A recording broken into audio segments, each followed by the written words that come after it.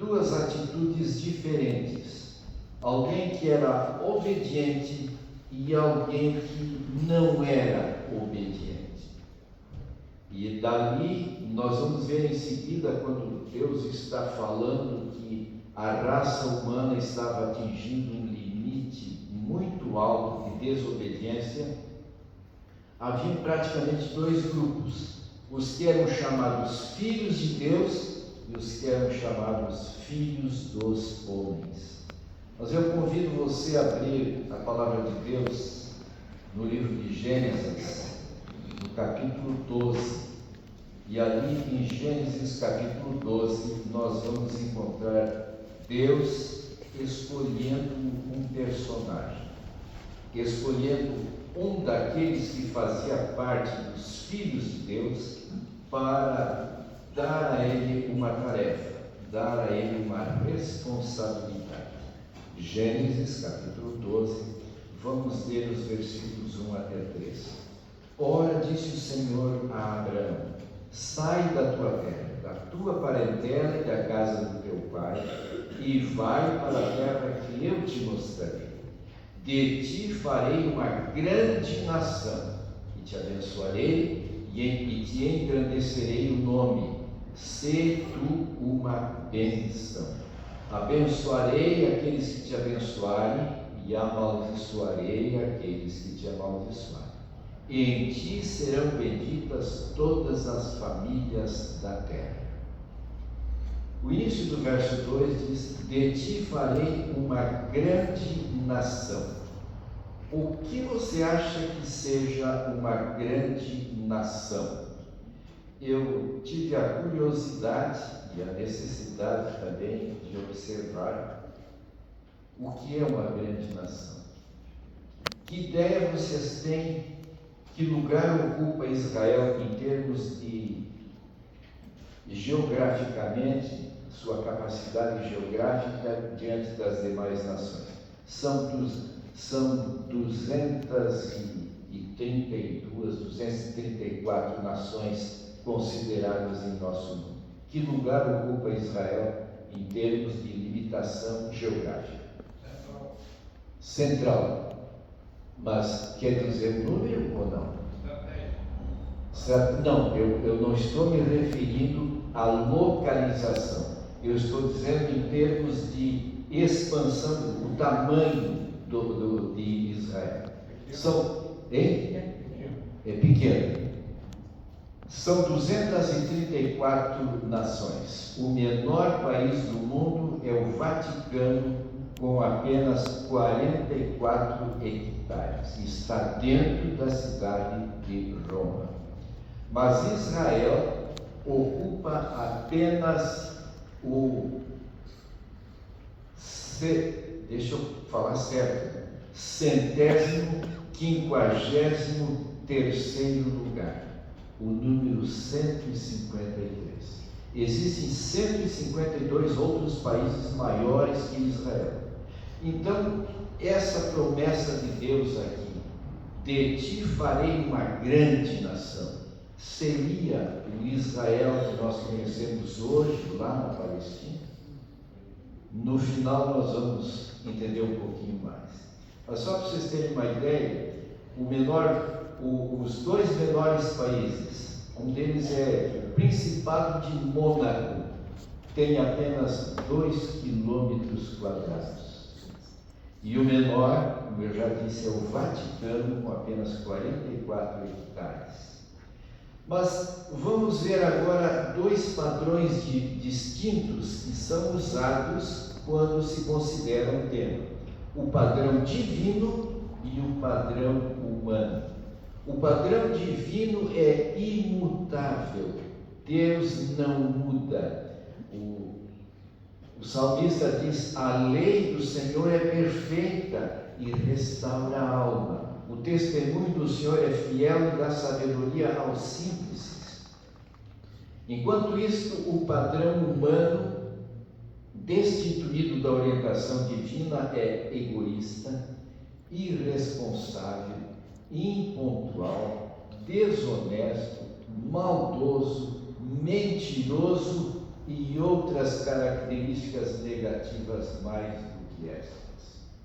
Mas vamos agora entender a diferença entre o Israel nacional, que é esse que está em 153 posições no ranking mundial, e o Israel espiritual. O plano divino qual é?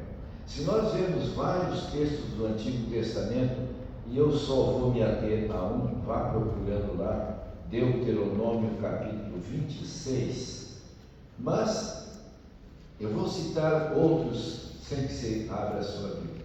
O plano divino era que Israel fosse a sua propriedade peculiar, que fosse um reino de sacerdotes, uma nação santa. Deus disse também: santos sereis, porque eu, o Senhor vosso Deus, sou santo. Em outro texto de Levíticos, ele diz: separei-vos dos povos para seres meus. E agora Deuteronômio 26, versículo 19, onde ele, vou ler o 18 e o 19. E o Senhor hoje te fez dizer que lhe serás por povo seu próprio, como te disse, e que guardarás todos os seus mandamentos, para assim te exaltar em louvor, renome e glória sobre todas as nações que fez, e para que sejas povo santo ao Senhor teu Deus, como tem dito. Então, este é o Israel que Deus programou, que Deus planejou. Entretanto, Deus é tão bom que Ele não força ninguém. Ele dá liberdade de escolha, livre-arbítrio, para que cada um tome as decisões que queira, tendo em vista, porém, que um dia ele vai se reencontrar com o resultado destas decisões. O que quer dizer santo? Santo quer dizer separado por Deus para um propósito, para uma missão. E se você for ao livro do profeta Isaías, lá na metade da Bíblia, no capítulo 60, versículos 1 a 3, você vai entender uma amplitude maior do plano de Deus para com Israel. Deus queria realmente que aquela nação, aquela descendência de Abraão, se tornasse os seus depositários da verdade para este mundo. Isaías capítulo 60, versículos 1 a 3. A tradução que eu tenho aqui diz: dispõe, resplandece.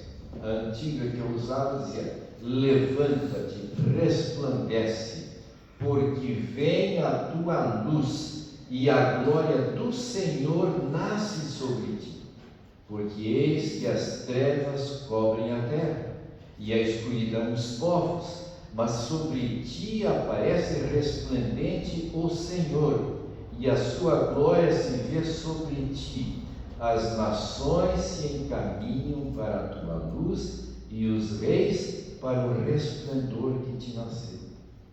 Este era o plano divino para com a nação Israel.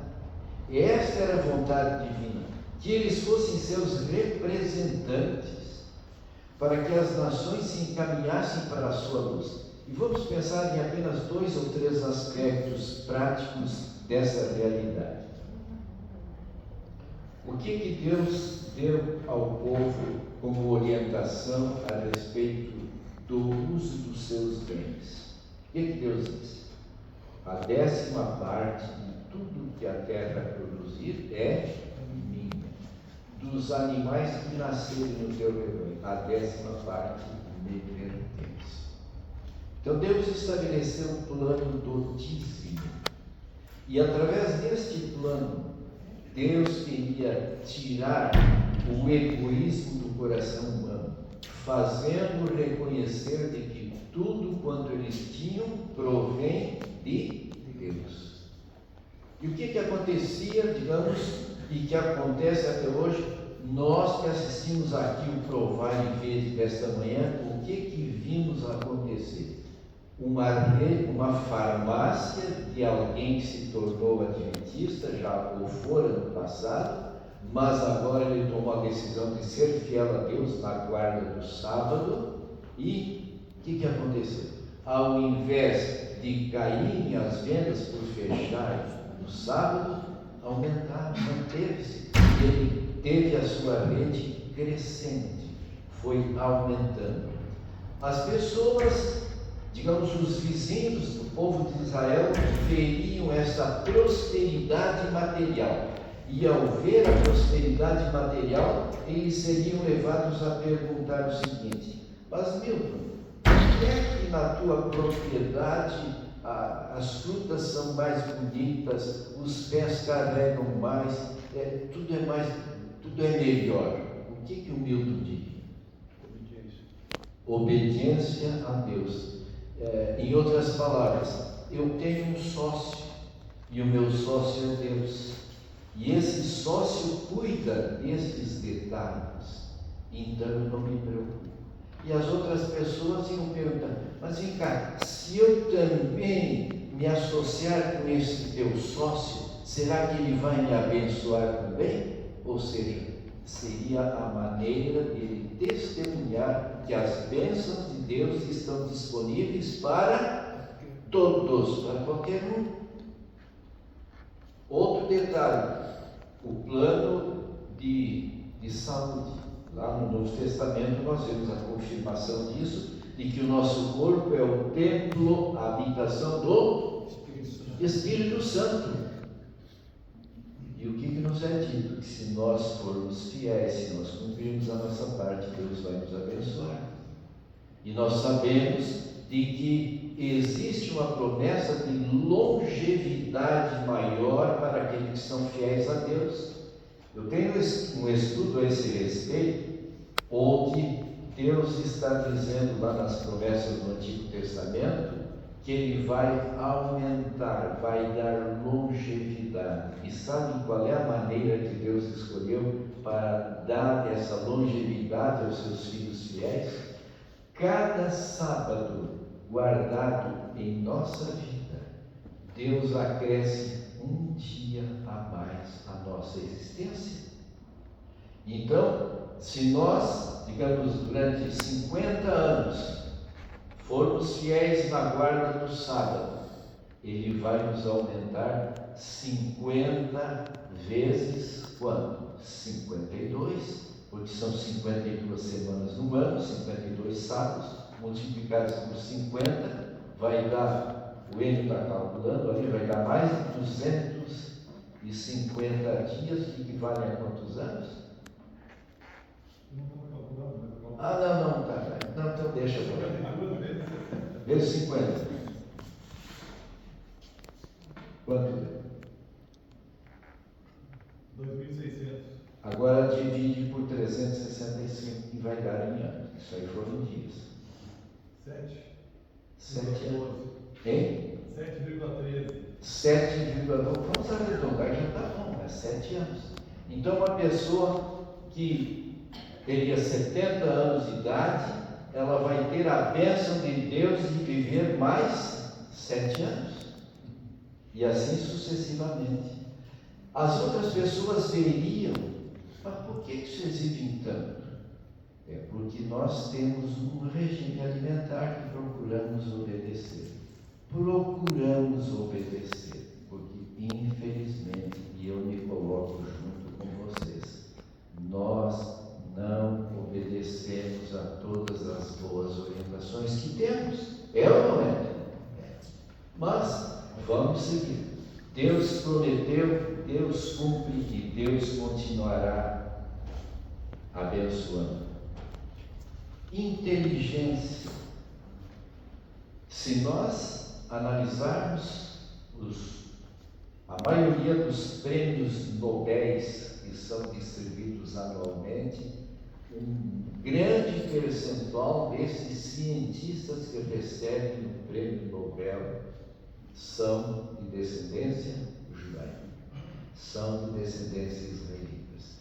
E eu ouso dizer o seguinte, que hoje ainda Israel recebe parte das bênçãos que foram prometidas e foram, digamos, ganhas pelos seus antecessores, seus antepassados que foram fiéis a Deus. E se nós olharmos o que é Israel no mundo hoje, Israel representa menos de 0,5% do território mundial. Menos de 0,5%. Comparando Pode falar. o Rio Grande do Sul com Israel, o Rio Grande do Sul é 3 vezes mais, 3,8 vezes mais. Qual é o menor estado do Brasil? Aquele que quer ser Sergipe. Né? Sergipe é o menor estado. Sergipe tem cerca de 21 mil quilômetros quadrados. Sabe qual é a extensão de Israel? 20,8 mil quilômetros quadrados. Ou seja, é menos do que o nosso Sergipe. E sendo menos, a população vai ser menor. E os israelitas representam no mundo cerca de 30% daqueles que retêm as maiores fortunas. Tá? Quer dizer que um bichinho pequeno, mas financeiramente ele está lá no topo. Estão lá no topo os descendentes de Israel. Mas deixemos isso de lado. Infelizmente, a nação de Israel não cumpriu o seu propósito para o qual Deus o havia escolhido. E então Deus enviou o seu próprio Filho. Mas o apóstolo João nos diz que Jesus veio para o que era seu e os seus não o receberam. Os seus não o receberam. E agora, se nós pensarmos na profecia de Daniel capítulo 9, verso 24, 70 semanas proféticas estão determinadas sobre o teu povo. Essas semanas equivalem a 490 anos, e esse período terminou no ano 34 da nossa era. No ano 34, Israel deixou de ser a nação escolhida por Deus para ser a sua representante na terra. Neste ano, Estevão foi o primeiro mártir cristão, ele foi apedrejado. Saulo converteu-se e o evangelho começou a ser levado aos gentios, às outras nações, as quais eram consideradas por Israel como povo não merecedor da graça de Deus. Eles eram os escolhidos, eles eram os importantes, os outros eram apenas os gentios.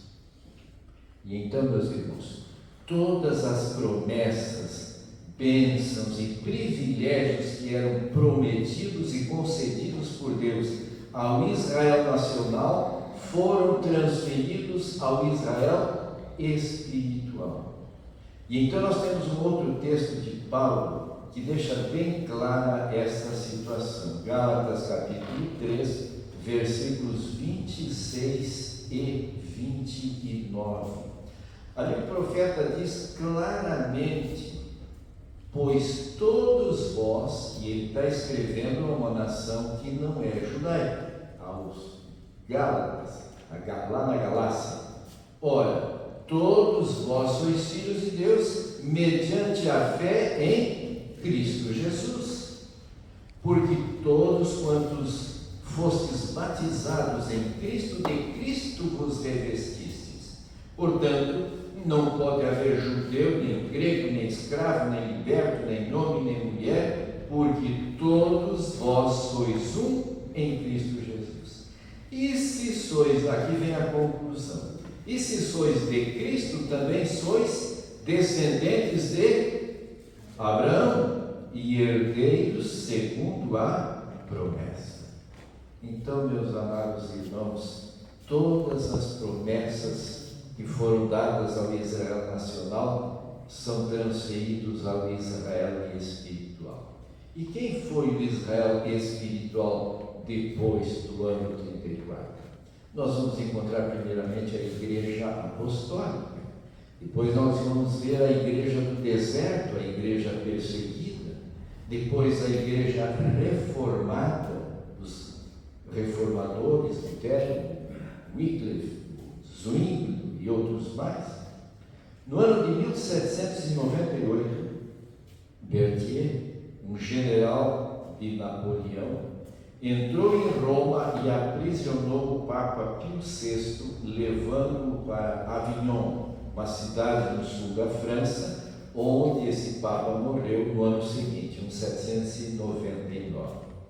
O sistema religioso dominante recebeu então a sua ferida mortal, que só foi restaurada em 1929, quando Mussolini devolveu as terras e propriedades do papado. É interessante que, por volta do início dos anos 1800, simultaneamente, sem nenhuma comunicação entre si, surgiram em lugares diferentes pregadores anunciando a segunda vinda de Jesus.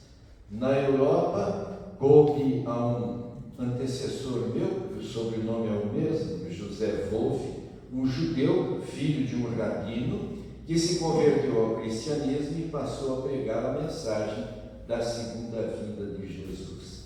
Na América do Sul, coube a um sacerdote católico, Manuel de Lacunza, sacerdote que escreveu um livro intitulado La venida del Mesías en gloria y majestad. O D é mudo em espanhol. Esse livro foi traduzido para o inglês e foi difundido pela Europa. Na América do Norte surgiu então Guilherme Miller. De 1818 a 1831, ele estudou exaustivamente a profecia do livro de Daniel, até 2.300 tardes e manhãs e o santuário será purificado. Miller era batista, religião batista, e ele não era pastor, era fazendeiro.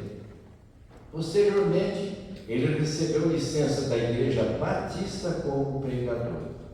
E dos anos de 1831 até 1844, ocorreu um reavivamento interdenominacional.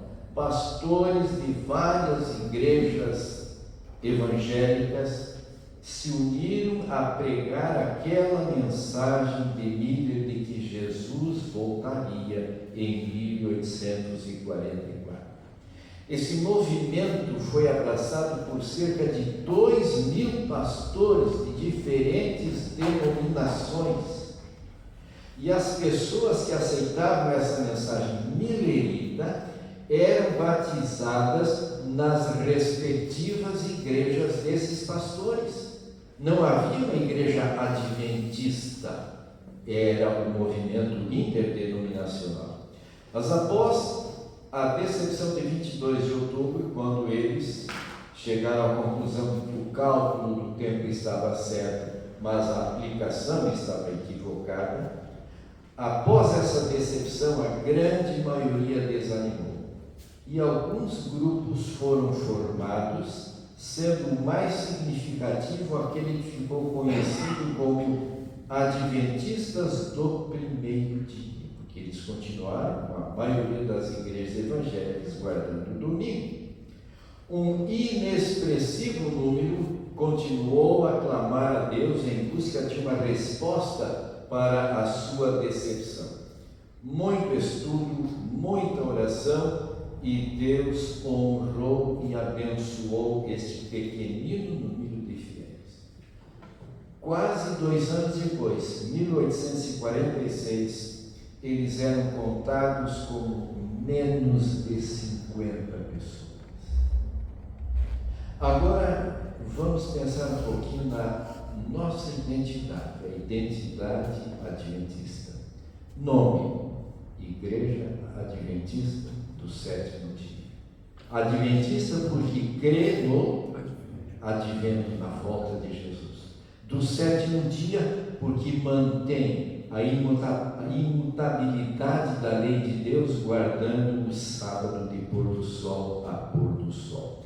Registro oficialmente em 1863, oficializada como denominação, filiação de Deus, Pai nosso que está no céu.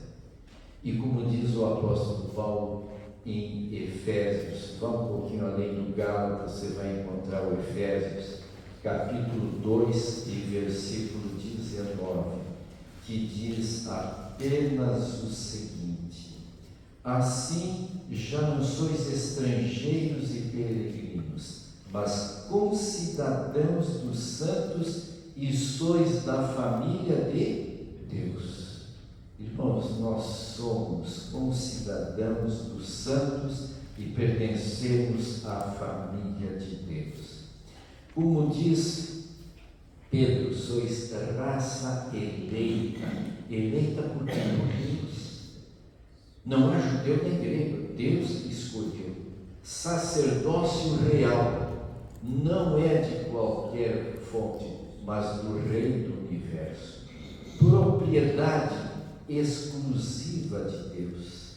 Nação santa, que quer dizer separada, distinta, separada por Deus, não por nossa escolha, mas Deus quer que nós sejamos separados para cumprir o seu propósito. E o padrão que nós citamos lá no início, o padrão divino, continua o mesmo, porque Deus é o mesmo ontem, hoje e o será eternamente. Hebreus 13, verso 8. Em Tiago, capítulo 1, versículo 17, você não precisa ler, diz o seguinte: nele, em Deus, não há mudança nem sombra de variação. Esse é o Deus que nos escolheu. Lá no Antigo Testamento, através do profeta Isaías, Deus diz: à lei e ao testemunho, se eles não falarem segundo essa palavra, nunca verão a alva. O apóstolo Paulo diz: vós sois o bom perfume de Cristo. No livro de Gálatas ele diz: já não sou eu mais quem vive, mas Cristo vive em mim. Escrevendo aos Filipenses, ele diz: tudo que é verdadeiro, tudo que é puro, tudo que é honesto, tudo que é de boa fama, nisto pensai. Escrevendo aos Coríntios, ele diz: quer comais, quer bebais, ou façais outra qualquer coisa, fazei tudo para quê? Para a glória de Deus. Este é o objetivo deste Israel de Deus. Pois bem, vamos seguir um pouquinho mais adiante. Como eu estou me identificando com este Israel de Deus? Meu estilo de vida é coerente com os princípios bíblicos? Como está a minha observância do sábado? Estou eu saboreando as comidas das panelas do Egito? Estou eu bebendo as bebidas não saudáveis? Estou eu apreciando mais as músicas seculares? Cuidado, letra evangélica não torna um rock em hino. Estou eu seguindo os caminhos do mundo? Através do livro de Provérbios, Salomão disse o seguinte: há caminhos que ao homem parecem direitos, mas afinal são caminhos de morte. O apóstolo João disse na sua primeira carta: não ameis o mundo nem as coisas que há no mundo. Imperceptivelmente, sorrateiramente, algumas práticas vão sendo adotadas segundo o padrão secular. E nós, como indivíduos e como igreja, às vezes vamos perdendo a nossa identidade. Que tipo de testemunho estou eu dando na escola, no trabalho, no lugar onde eu convivo com outras pessoas? O apóstolo Paulo diz: vós sois uma carta viva, vós sois espetáculo ao mundo. Que mensagem eu estou transmitindo? As minhas palavras são temperadas com sal? Como eu estou me vestindo? Com decência, com simplicidade? Profissionalmente, eu sou honesto? Eu tenho cumprido os meus compromissos? Irmãos, Jesus virá buscar o seu Israel. Lembra que nós lemos o texto de João, onde ele diz: veio para os seus e os seus não o receberam ou o rejeitaram. Quem faz parte do Israel espiritual? Israel espiritual é essa comunidade formada por homens e mulheres de todos os tempos, de todas as raças, de todas as cores, que aceitaram no passado, que aceitaram no presente, a sua proposta, baseada em fidelidade total a Ele. Em se tratando de salvação, não há meio termo, não há neutralidade, ninguém pode ficar em cima do muro. A fronteira de demarcação entre os que guardam os mandamentos de Deus e os que não guardam deve ser revelada com clareza inequívoca. E o que Deus diz acerca deste seu Israel?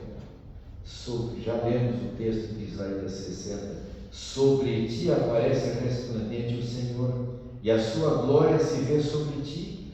As nações se encaminham para a tua luz, e os reis para o resplendor que te nasceu. Através do profeta Malaquias, Deus diz: eles serão para mim particular tesouro. E então vereis outra vez a diferença entre o justo e o perverso, entre aquele que serve a Deus e o que não o serve. A diferença, irmãos, será clara, inequívoca, palpável. Justo ou injusto, bom ou mau, correto ou incorreto, fiel ou infiel, verdadeiro ou falso, obediente a Deus ou desobediente. Jesus, que em João capítulo 10 é descrito como um bom pastor, ele diz o seguinte: ainda tenho outras ovelhas, não este aprisco, e a mim me convém conduzi-las, elas ouvirão a minha voz, e então haverá um rebanho e um pastor. Lá no último livro da Bíblia, Apocalipse, no capítulo 18, ele diz o seguinte para os que estão em Babilônia: sai dela, povo meu. Então, irmãos, nós temos de entender o seguinte: Deus tem milhares e milhares, eu diria até milhões de fiéis que ainda estão na Babilônia, ainda estão nas suas igrejas diferentes, porque ainda não receberam aquela plena iluminação da verdade. E essa plena iluminação vai acontecer depois do decreto dominical, quando for obrigatório o descanso no domingo. E você sabe que o mundo está sendo agitado, o Trump está começando a falar nessas coisas, e nós precisamos estar atentos.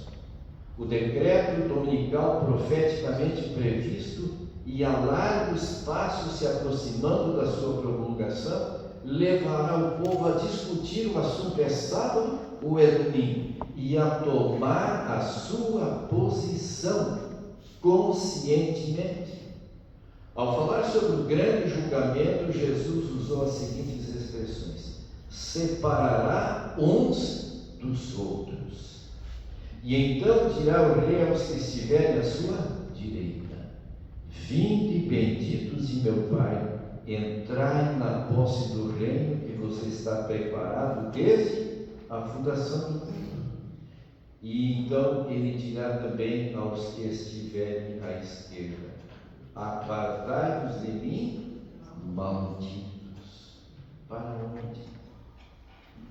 Para o fogo eterno. Preparado para vocês? Não. Preparado para o diabo e os seus anjos. Agora, as pessoas quiserem fazer parte daquele grupo do laguinho, né? Hoje está frio, não é bom pensar em laguinho, mas laguinho de fogo, elas poderão chegar lá. Mas Deus dá a opção para cada ser humano. Então, Israel, vamos pensar em Josué, que na sua despedida da liderança de Israel, renovou a sua aliança com Deus, dizendo ao povo: agora, pois, temei, reverenciai ao Senhor, e servi-o com integridade e com fidelidade. Por isso que vos parece mal servir ao Senhor, escolhi hoje a quem sirvais. Porém, eu e minha casa serviremos ao Senhor. Irmãos, vamos renovar sempre essa ideia. Eu e minha casa serviremos ao Senhor. O Israel de Deus estará definitivamente formado quando Jesus voltar. E nas palavras do apóstolo Paulo, os mortos em Cristo ressuscitarão primeiro. Está lá em 1 Tessalonicenses capítulo 4, você sabe decorar todo esse texto. Depois nós, os vivos, os que ficarmos, nós os da meia-idade, seremos arrebatados juntamente com eles que ressuscitaram entre nuvens para o encontro do Senhor nos ares. E então estaremos para sempre com o Senhor. Irmãos, homens e mulheres de todos os tempos, patriarcas, profetas, apóstolos, pessoas de todas as etnias que serviram a Deus antes de Jesus vir a esse mundo, e aquelas que aceitaram a salvação ofertada por Ele e que mediante a fé nele se tornaram parte do verdadeiro Israel de Deus, todos eles estarão reunidos pela primeira vez na capital dos remidos, a Nova Jerusalém. Eu quero estar lá, eu quero fazer parte desse povo, eu estou tentando fazer parte desse povo e eu quero continuar. Que naquele dia, todos nós que aqui estamos, possamos, juntamente com muitas outras pessoas maravilhosas, sinceras, que ainda não receberam toda essa luz da verdade, possam se preparar para estar lá também. É o meu sincero desejo de oração, em nome do Senhor Jesus. Amém. Amém. Nós vamos cantar um hino a seguir, que vai ser projetado, e esse hino diz que nunca mais nos separaremos. Eu fiquei emocionado quando eu vi aqui. Vamos ficar de pé.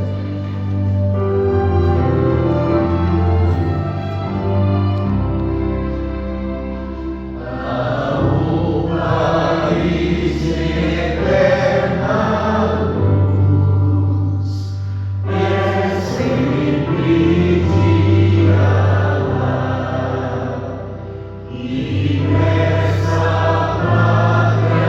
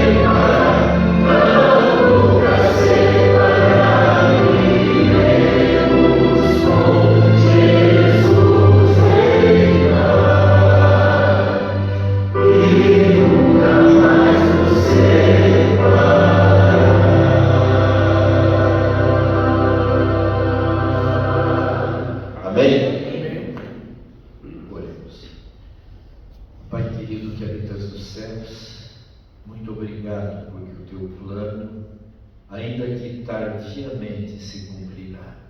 Aquilo que tu previste para o nosso planeta vai se cumprir. Depois de um estágio de 1000 anos nos céus, esta terra será renovada, será totalmente reestruturada da forma original, bela, maravilhosa, e nós viveremos a eternidade aqui. Senhor, ajuda-nos para que nós jamais tiremos da nossa ideia a vontade de pertencermos a este teu Israel.